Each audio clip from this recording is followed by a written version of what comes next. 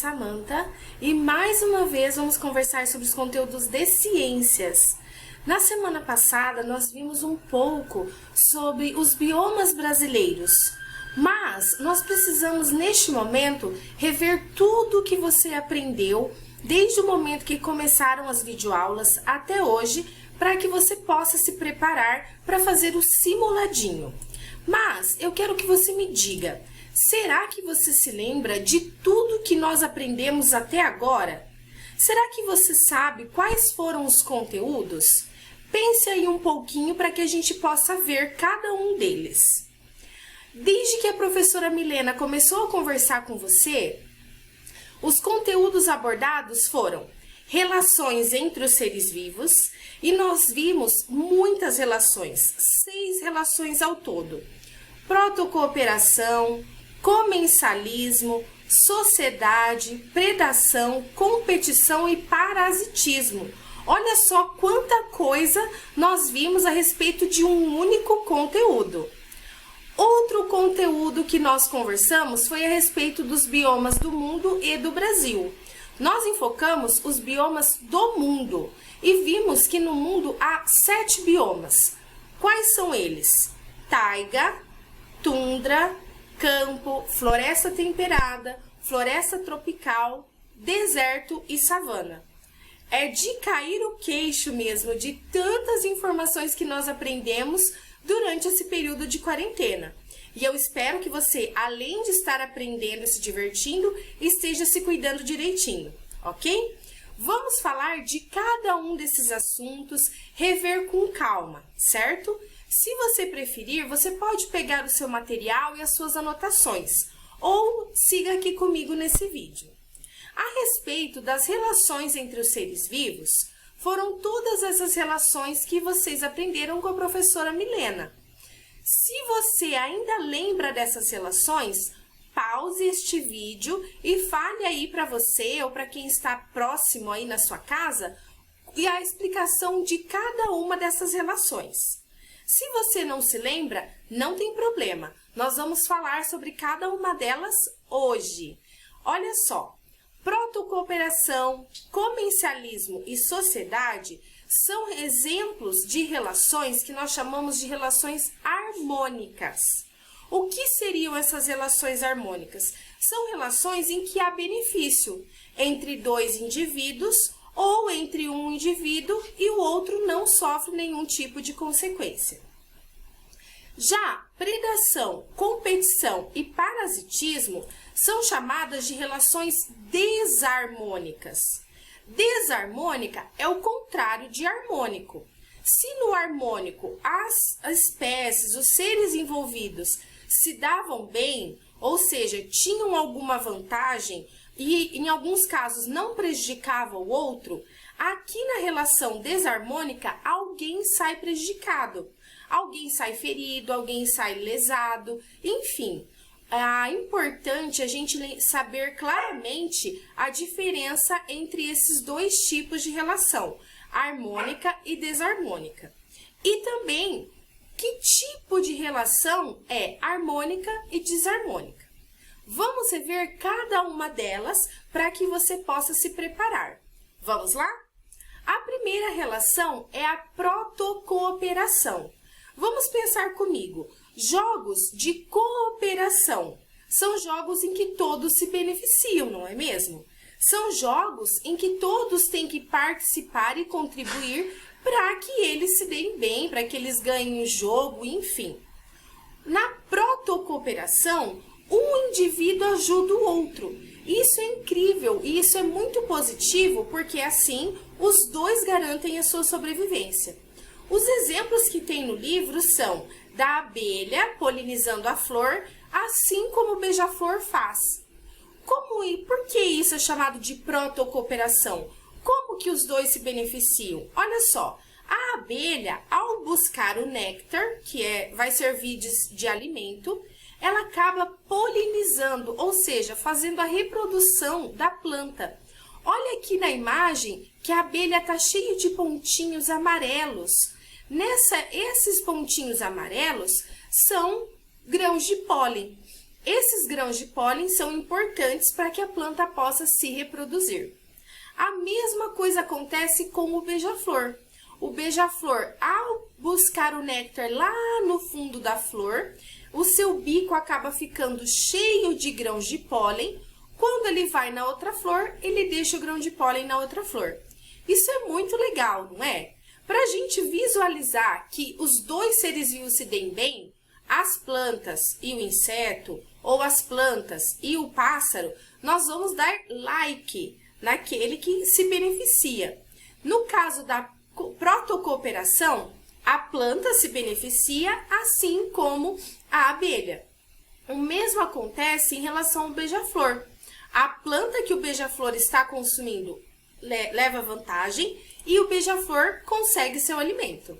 Joia? Vamos para a próxima relação. Lembrando que quando a gente fala de relações em que os dois seres vivos se beneficiam, nós estamos falando de uma relação harmônica. E a protocooperação é um exemplo dela. A respeito dessa relação ecológica harmônica, que é a protocooperação, vamos assistir ao vídeo. Preste atenção.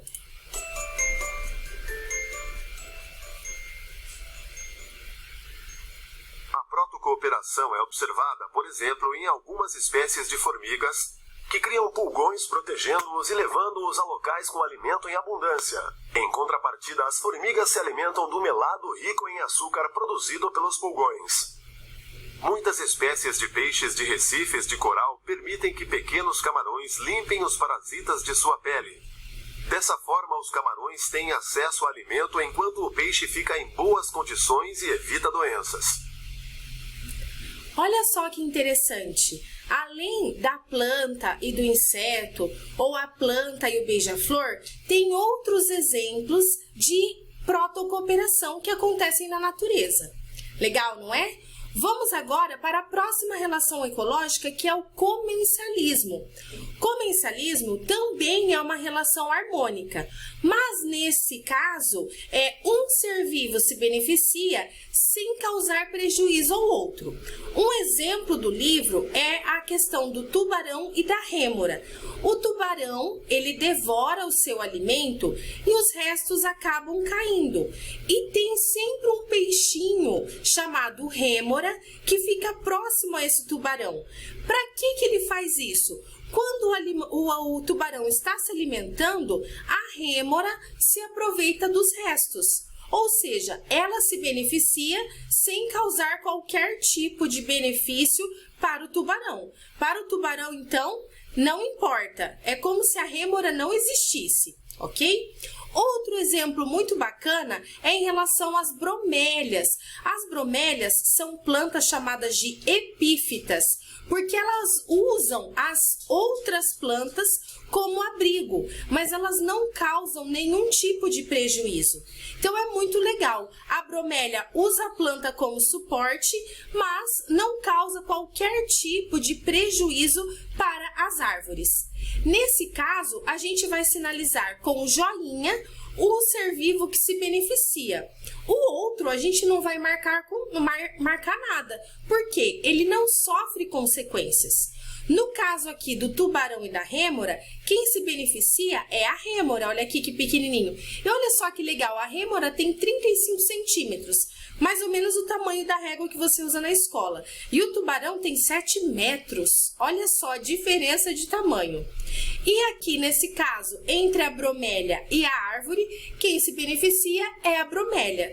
E a árvore, por outro lado, não sofre qualquer tipo de consequência. Como essa relação de comencialismo entre o tubarão e a rêmora é muito legal e é muito diferente também poder ver com frequência esse tipo de animal e essa relação ecológica, vamos assistir ao vídeo que mostra essa relação entre o tubarão e a rêmora. Vamos lá? A rêmora e o tubarão. A rêmora vive associada ao tubarão. Ela se prende a ele por meio de uma ventosa, semelhante a um disco adesivo. Quando o tubarão se alimenta de suas presas, a rêmora come os restos, mas só aquilo que é descartado por ele, sem prejudicá-lo. Após a refeição, a rêmora busca associar-se novamente a outro tubarão. Para ela, a relação é benéfica. Já para o tubarão, é neutra, ou seja, indiferente.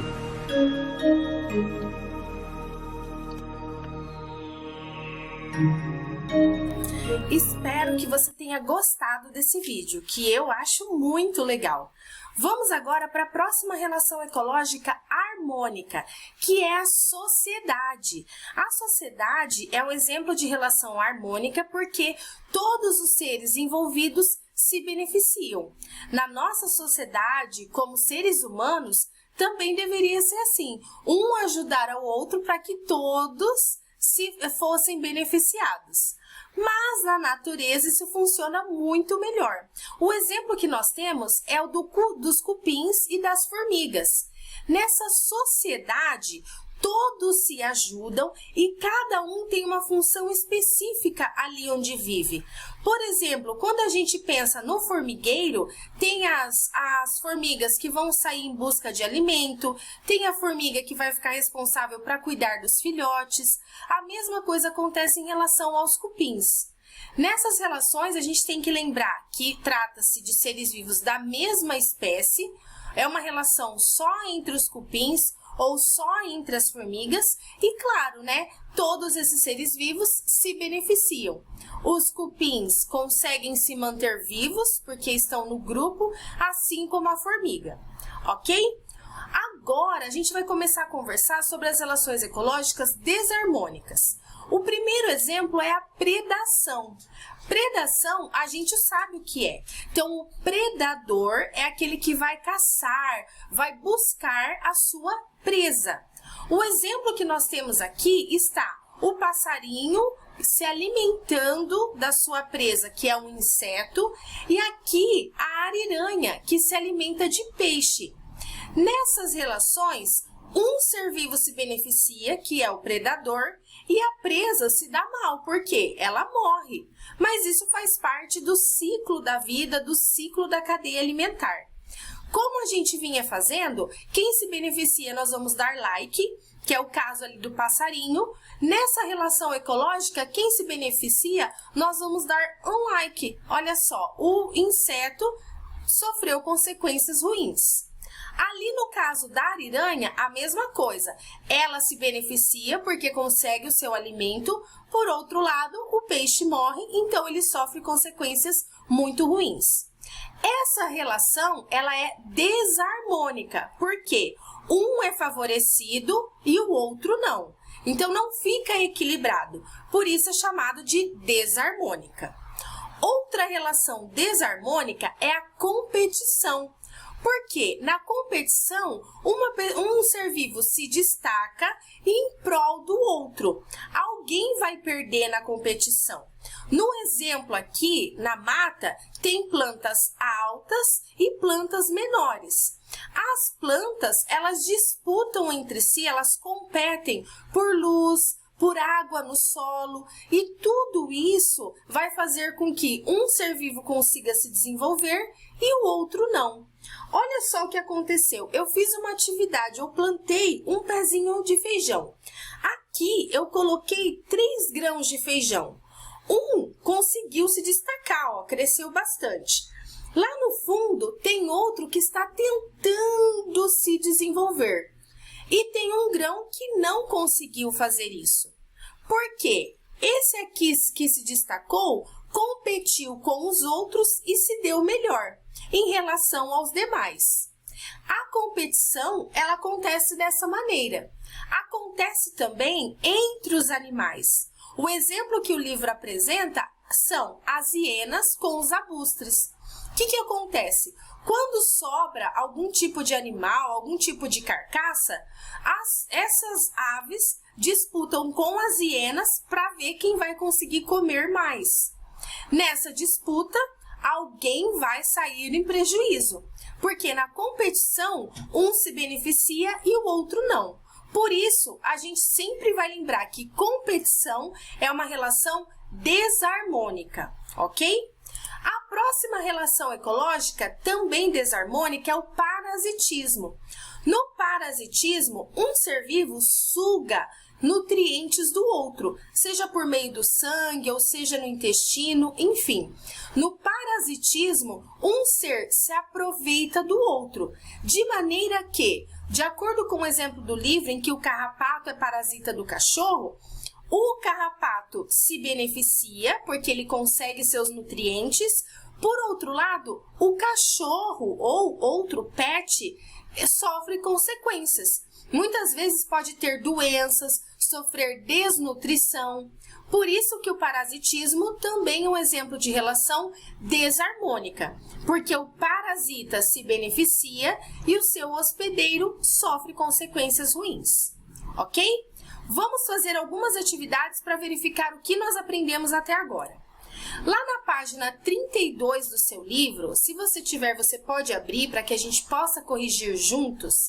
O exercício 3 diz o seguinte: é comum vermos bromélias crescendo sobre galhos de árvores. As folhas das bromélias podem acumular água da chuva, formando um pequeno reservatório, onde vivem larvas de insetos e até girinos. Esses animais não prejudicam a planta. Então, olha só, lá na bromélia tem lugar onde a água fica armazenada e ali algumas larvas podem se desenvolver.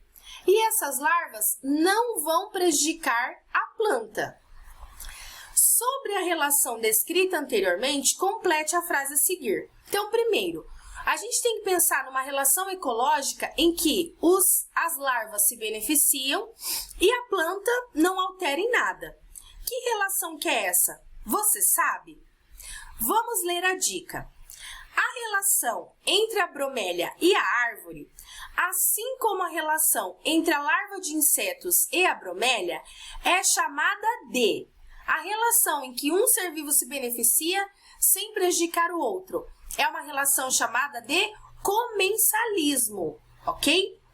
Pois apenas um dos envolvidos é beneficiado sem causar prejuízos ao outro.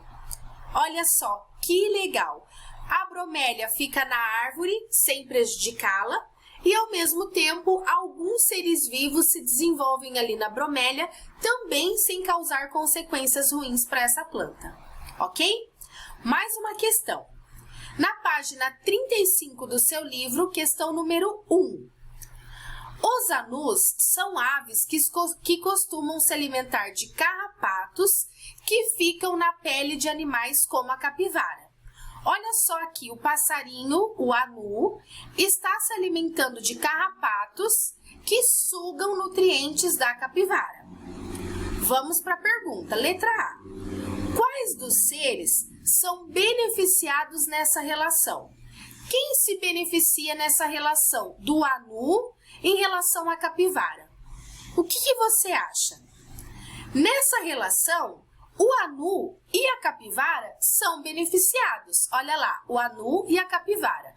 Por quê? O anu consegue seu alimento e a capivara se livra dos carrapatos, que são seus parasitas. Ok? Vamos para a próxima questão, ainda em relação a essa relação do anu com a capivara. Na relação entre os carrapatos e a capivara, quem é beneficiado? Ué, quem está tirando vantagem? O carrapato ou a capivara que está sendo sugada? O carrapato, não é mesmo? Porque o carrapato, ao sugar a capivara, suga ou obtém os seus nutrientes. Para finalizar, C. Nessa relação, as aves se alimentam dos carrapatos e eles se alimentam do sangue da capivara. Qual é a diferença entre essas duas situações? Na primeira situação, anu se alimentando de carrapato. Que relação ecológica que é essa? É uma relação chamada predação, em que o anu se beneficia ao comer o carrapato. A relação entre o carrapato e a capivara é chamada de parasitismo, porque o carrapato se alimenta dos nutrientes que estão na capivara. Podemos falar ainda que a relação entre o anu e a capivara é chamada de protocooperação, porque a capivara fornece alimento para o anu e o anu, por outro lado, livra os parasitas da capivara. Muito legal! Comece a observar aí onde você mora ou nos lugares que você já foi, essas relações ecológicas. E você vai perceber como os seres vivos estão interagindo o tempo todo, ok? Fica a dica aí. Agora, nós vamos falar sobre o conteúdo do volume 2, que é a respeito dos biomas. Vamos lá? A respeito dos biomas, nós vamos rever essa imagem que nós vimos tantas vezes, que está na página 6 e 7 do volume 2 do seu livro. Nessa imagem, nós conseguimos perceber que cada bioma, ele se localiza mais ou menos numa posição horizontal no planeta. E a gente vai relembrar por que isso acontece. Mas vamos rever que aqui na região norte, que é mais fria, está presente a taiga, veja que está coberta de neve, e também a tundra, que são ambientes muito frios. Na porção mais central, tem as regiões de clima muito quente, que é o caso das florestas tropicais, desertos e savanas. E entre essa região que é muito quente e a muito fria, tem biomas que estão numa região intermediária, ou seja, estão ali mais ou menos na porção dos trópicos, que é o caso do bioma do tipo campos e florestas temperadas. Por que será que os biomas estão assim, mais ou menos nessa porção horizontal do planeta? Por que será? Vamos dar uma olhada na imagem do livro da página 5. Nessa página, nós podemos observar que o planeta Terra está levemente inclinado em relação ao Sol. E devido a isso, algumas regiões recebem mais luz em relação às outras. Por exemplo, aqui nessa parte central, na linha do Equador, e entre o Trópico de Câncer e o Trópico de Capricórnio, ali sempre tem muita luz o ano todo. Essa região é chamada de tropical. E aqui nessa região estão os biomas de clima quente. Nessa região aqui, entre o trópico e o polo, tem uma temperatura intermediária, uma temperatura equilibrada. Nessa região, nós podemos encontrar biomas do tipo campos e florestas temperadas. E por fim, nos polos, que é bem frio, acontece, e a gente pode observar, biomas de clima muito frio. E é muito frio porque aqui essas regiões do nosso planeta recebem pouca luz. Se recebe pouca luz, fica frio. Logo, ali terão biomas de clima frio, que é o exemplo da taiga e da tundra, ok? Só para a gente relembrar. Sabendo de tudo isso, vamos fazer juntos uma atividade. Essa atividade que nós vamos corrigir agora, ela é referente ao livro de atividades do volume 2, página 53. Se você já tem esse material, pode conferir agora comigo aqui no vídeo, certo? Vamos lá. Questão número 1. O planeta Terra é constituído por diferentes ambientes, que podem apresentar um clima mais frio ou mais quente. Observe a imagem e depois faça o que se pede. Olha só a imagem. A Terra está inclinada em relação ao Sol. Devido a isso, aqui na parte do meio, que é a porção 3, recebe muita luz o ano todo. Que essa parte da posição número 3 é chamada de região tropical, porque fica entre o Trópico de Câncer e o Trópico de Capricórnio. E é uma região, perceba que está bem amarelinho, porque recebe muita luz. Entre o Trópico e o Polo, tem uma região que recebe mais ou menos luz. Por isso é chamada de região temperada, que é o número 2. tem aqui na parte da região norte, tanto no hemisfério sul. E por fim, os polos que recebem pouquíssima luz são as regiões polares. Tem a região do Polo Norte e a região do Polo Sul. Sabendo disso, vamos para a questão. Letra A. Explique como os raios solares influenciam o clima nas diferentes regiões da Terra. Ou seja, por que tem climas diferentes na Terra e, consequentemente, biomas diferentes? Ué, porque a região que recebe mais luz tem clima mais quente. E a região que recebe menos luz, um clima mais frio. Tá? Isso é óbvio, porque a luz do sol, além de iluminar, traz também energia, traz também calor.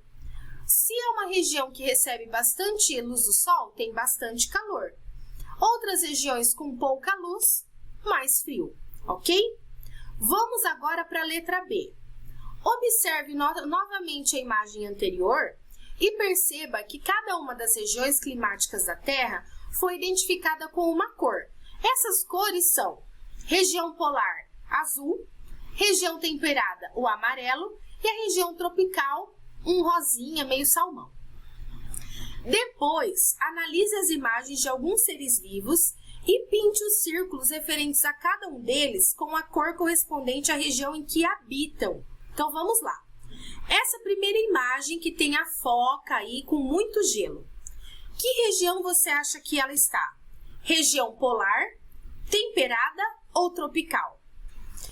Isso mesmo, é a região polar.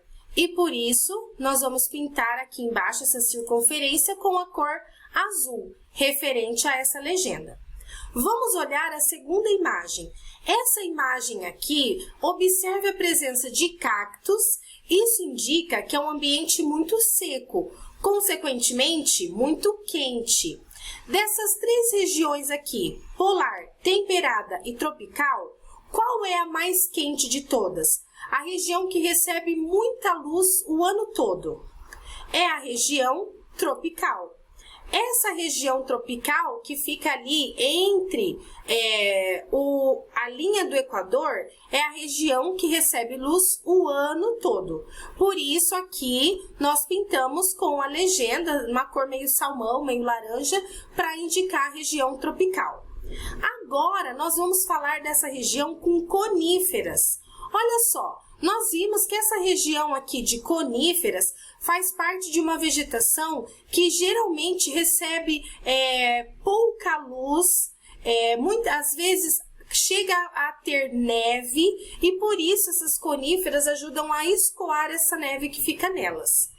O que você acha? Que essa região aqui de coníferas é uma região polar, temperada ou tropical? O que você acha?